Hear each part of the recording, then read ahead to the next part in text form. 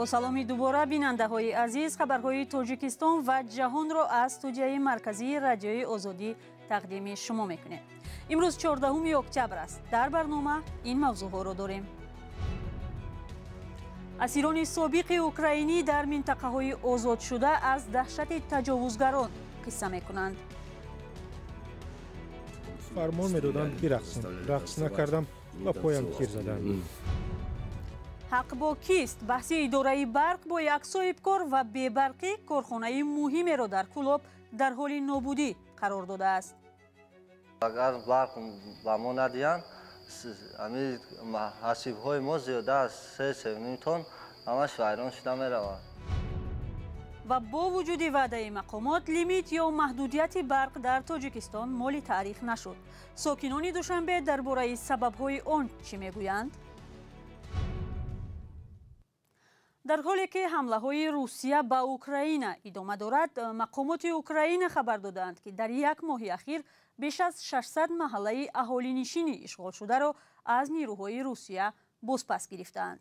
مقامات این کشور میگویند در 10 محله شهری آزاد شده ایزیوم اتاق‌های را پیدا کردند که نیروهای روسیه در آنها ساکنان عادی و سربازان اوکراینی را عذاب و شکنجه میدادند.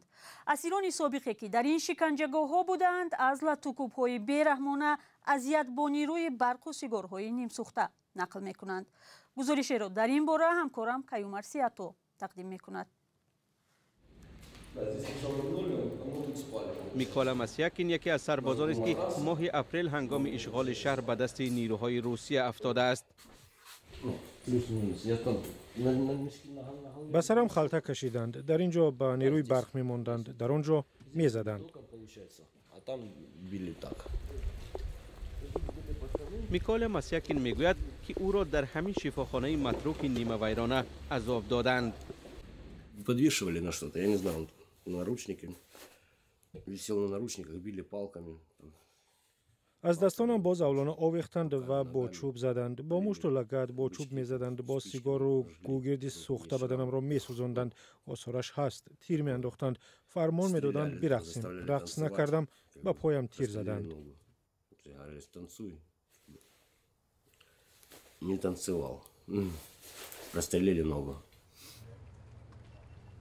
ماه سپتامبر وقت ایزیوم را آزاد کردند، از یک گوری دست جمعی 440 جسد یافتند. دستان بعضی در پشت بسته و استخوان‌هایشان شکسته بود. مقامات اوکراین میگویند که در شهر ایزیوم 10 شکنجهگاه پیدا کردند. هر روز خویشاوندان یکی پیش ما میآیند و میگویند که یا رفیقشان یا اعضای عائله‌شان را سربازان روس شکنجه کردند. سرباز اوکراینی اندری کوتسر را نیروهای روسیه وقت اشغال شهر ایزیوم اسیر گرفتند.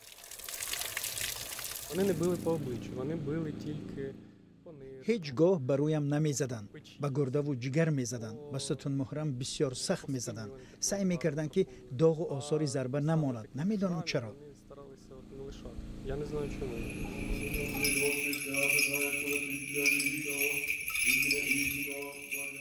کوتسر میگوید که او را رها کردند ولی به تکرار بازداشت میکردند و عذاب و شکنجه میدادند. و در نهایت به کلیسا پناه برد.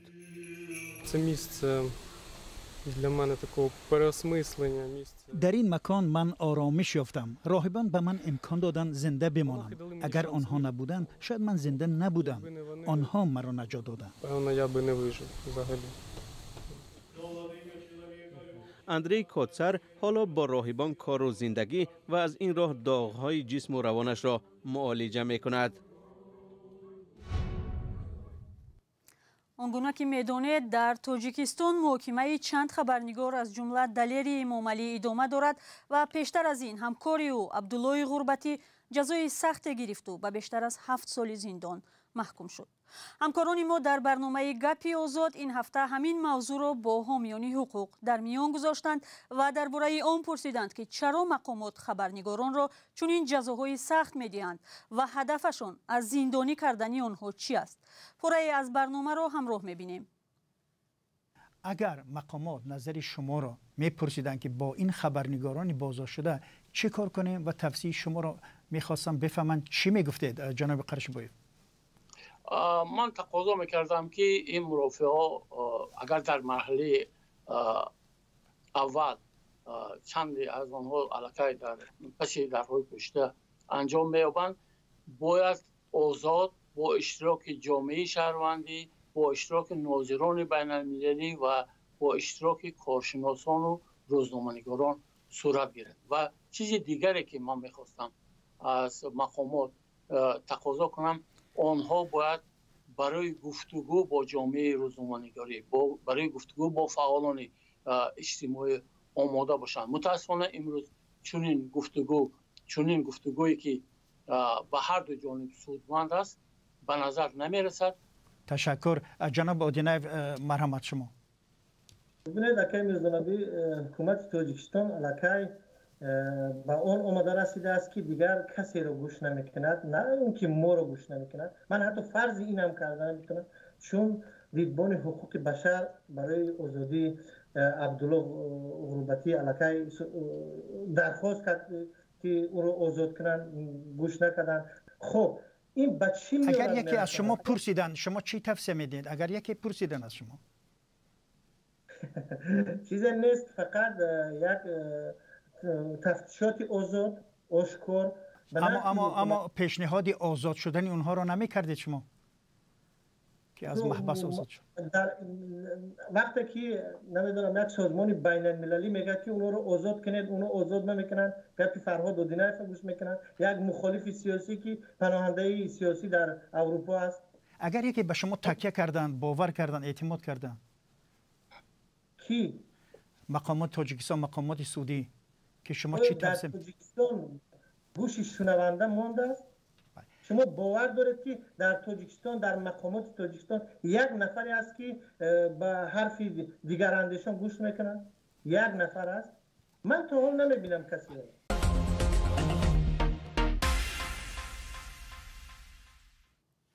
بیننده گرامی، برنامه گپی آزاد ساعت 11 به وقت دوشنبه در وبسایت azadi.org و ساعت 13 در کانال آزادی ویدیو و صفحه های رادیوی آزادی در فیسبوک نشر می شود. اگر در مسکو هستید، پس ساعت 15 به وقت آنجا برنامه را در یوتیوب منتظر باشید. حالا ما برنامه را با گزارش های دیگر ادامه می دهیم. یک کارخانه استحصال محصولات گوشتی در کولوب که 4 ماه باز بی‌برق است، برای ضرری رسیده و ویران شدن محصولاتش از بالای شبکه‌های برق به پرزیدنت شکایت برده است. رهبریت برق برعکس مالکان این کارخانه را به برق دزدی متهم می‌کند. بحث این دو اداره و در پی قطع برق از کار ماندن کارخانه صنعتی در کولوب در حالی است که مقامات منطقه می‌گویند امسال به صاحبکاران امتیازها پیشنهاد شده است. گزارش محمود جان رحمتزاده را در این باره همراه می‌بینیم. این آگهی 4 ماه می شود در درآمدگاه کارخانه صنعتی نصب شده است. تا 4 ماه پیش یکی از کارخانه‌های فعال کولوب به حساب می‌رفت. خوراک‌های گوشتی استحصال می‌کرد و از ولایت سوخت تا شهر دوشنبه مشتری داشت. حالا این کارخانه فعال نیست. شبکه‌های برق قوه برق این شرکت را خاموش کرده است. رهبریت برق مالکان کارخانه را در دزدی برق متهم می‌کنند. این مشتری را با تمام مواد دلیل با پروکراتور گنرالی پیشنهاد کردند و با پروکراتور منطقه هم پیشنهاد کردند طریق رسمی و تفتیشات نشان میده که گناهکار هست یا نیست. یعنی کاربری رفته است، حوزه خاموش کنیش ضرورت پیدا شد از طرف ساختار بالایی ما، مقصد با ما وای شد. اما رهبریت کارخانه آریان رستم دزدی برق را رد کرد. آنها از بالای شبکه‌های برق تا دستگاه پرزیدنت شکایت برده اند. معاون رئیس ولایت ختلان در پاسخ گفته است که کارخانه آریان رستم در بالای شبکه‌های برق 662 سامانه پول دارد. او در دوام پاسخ رهبریت کارخانه را توصیه داده است که به دادگاه مراجعت کند. در کارخانه آریان رستم تا روز فعال بودند 36 نفر کار میکرد. برق‌های ما رو خاموش کردن و اگر برق به ما ندیدن، همین حسیب‌های ما زیاده از 3.5 تن همش ویران شده می‌رود. حکومت شهر کولوب سال 2022 را سال رشد صنعت اعلام کرده است. در سالی که برخی کارخانه‌ها از رشد کردن باز مانده اند، ولی در شهرداری از زمینه‌های مساعد صنعت کنانی میگویند. همچنین ما هم اقدام گرفتیم که در شهر کلوب سال 2022 سال رشد صنعت اعلام کنیم. خب بعد تذکر داد باید تذکر داد که برای تامین رشد صنعت زمینه‌های مساعد داریم.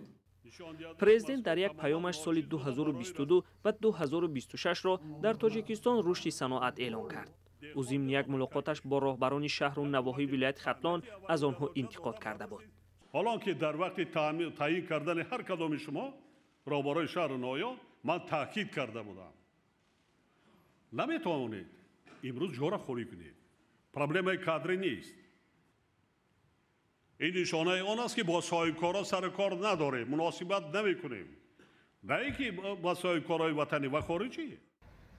ҳарчанд дар Кулоб аз рушди саноат ҳарф мезананд, бархе аз соҳибкорон мегӯянд ки ҳукумати маҳаллӣ дар амал чизе намекунад. амале ки бояд аз фаъол кардани корхонаи Орион Рустам оғоз мешуд. баҳсу ҷанҷол бар сари барқ дар хатлон дар ҳоле аст ки ҳоло мардуми зиёд аз минтақаҳои кишвар аз ҷорӣ шудани лимити барқ нороҳатанд. 2 рӯз пеш ширкати барқи тоҷик маҳдудият ё лимити нирӯи барқро расман тасдиқ кард ва далели онро камобӣ номид. моҳи январи соли 2017 мақомоти энержии тоҷикистон эълон карда буданд ки аз ин ба баъд ҷорӣ кардани маҳдудияти барқ дар кишвар моли таърих мешавад.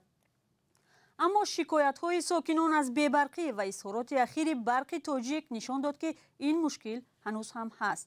хабарнигорони радиои озодӣ дар ин бора бо сокинони Душанбе суҳбат доштанд.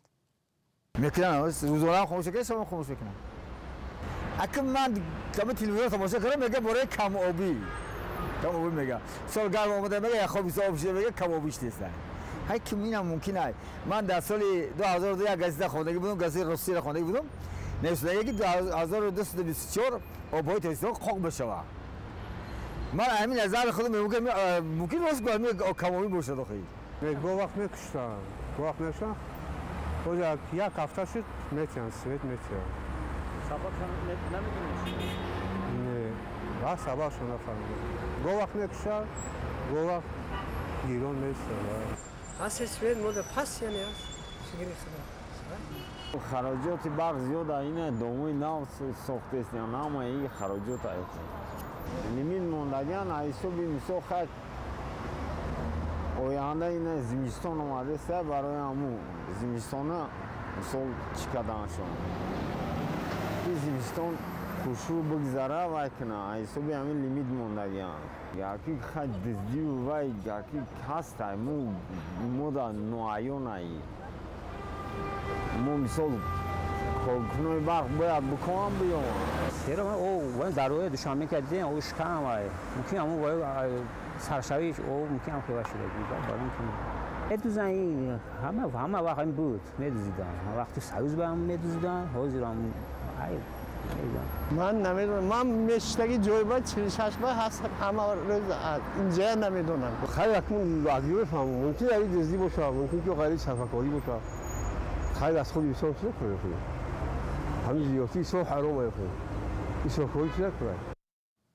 назари сокинони Душанберо дар бораи сабабҳои маҳдудияти барқ шунидед. бинандаи азиз, шумо ҳам метавонед дар ин бора дар сафҳаҳои озодии фикру андешаҳои худро нависед.